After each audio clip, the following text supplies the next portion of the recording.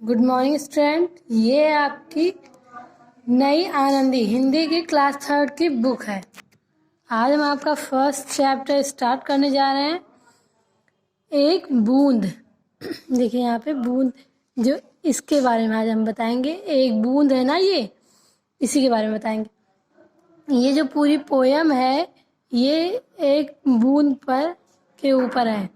ज्यों निकलकर बादलों की गोद से थी अभी एक बूंद कुछ आगे बढ़ी। मतलब कि जब बादलों की गोद से एक बूंद आगे बढ़ी, बादलों की गोद से निकली जब बूंद, तो वो बादल से थोड़ा सा जब आगे बढ़ी, सोचने फिर यही जी में लगी, आह घर यो छोड़ कर मैं क्यों कढ़ी। मतलब वो अपने मन में सोचने लगी, बार बार ये सोचने लगी कि मैंने घर अपना क्यों छोड़ा, मुझे घर नहीं छोड़ना चाहिए। यही बार बार वो सोच रही थी। देव मेरे भाग में है क्या बदा, मतलब कह रही है, भगवान से कह रही है, ईश्वर से कह रही है, हे भगवान मेरे भाग में, मेरे किस्मत में क्या लिखा है। मैं बचूंगी या मिलूंगी धूल में, या जलूंगी गिर अंगारे पर किसी। मतलब मैं बचूंगी पता नहीं, या ज़मीन में किसी धूल में, मिट्टी में मिल जाऊंगी, या किसी आग के अंगारे पर जलूंगी, चू पड़ूंगी या कमल के फूल में। मतलब ये चू पड़ूंगी का मतलब होता है टपकूंगी, टपकना होता है, या टपकूंगी किसी कमल के फूल पर। आ गई उस काल की एक ऐसी हवा, वह समुंदर और आई अनमनी। मतलब वह समय आ गया था, वह काल आ गया था। काल मतलब समय होता है, तो वो काल आ गया था, समय आ गया था कि हवा इतनी तेज चल रही थी।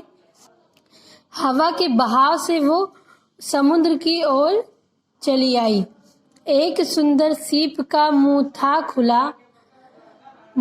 खुला, वह उसी में जा पड़ी मोती बनी। मतलब एक खूबसूरत सा सीप था, उसका मुंह खुला हुआ था, वो उसी में जा गिरी। मतलब कि गिरने के बाद वो मोती बन गई, खूबसूरत सी एक मोती बन गई। लोग यूं ही झिझकते सोचते, जबकि उनको छोड़ना पड़ता है घर। मतलब लोग हमेशा गुस्से से झिड़क कर सोचते रहते हैं कि, मतलब फिर भी झिड़क कर सोचते हैं उसके बारे में कि घर हमने क्यों छोड़ा, मतलब नहीं छोड़ना चाहिए, फिर भी उनको घर छोड़ना पड़ता है।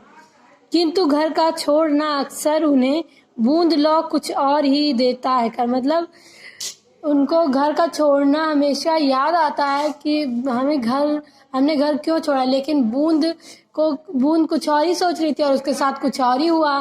तो वही है ये, मतलब बूंद के साथ तो अच्छा ही हुआ ना, वो सीप के अंदर घुस के मोती बन गई थी, सीप के अंदर जो गिर गई, तो अच्छा ही हुआ ना उसके साथ।